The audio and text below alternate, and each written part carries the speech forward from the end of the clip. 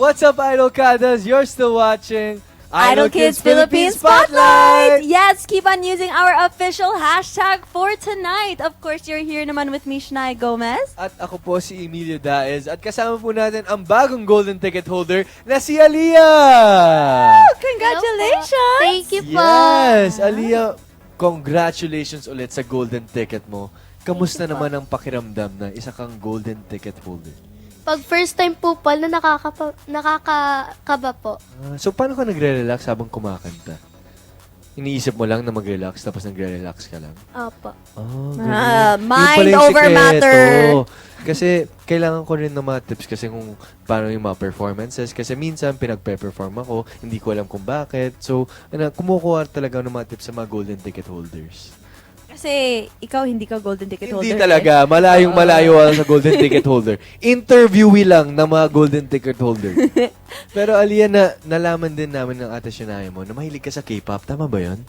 Opo. Ano yung paborito mong K-pop idol group or group in general? Enhypen po.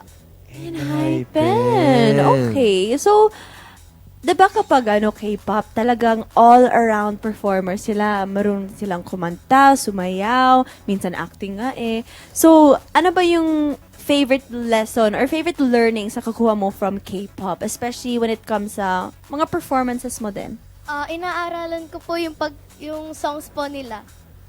Yan. Perfect! Kaya ngayon, Aliyah, ibibida na natin itong golden ticket mo by doing a K-pop pose for the camera. Okay lang ba yun? Yes. Just give the best K-pop idol pose that you can think of and ibibida na natin.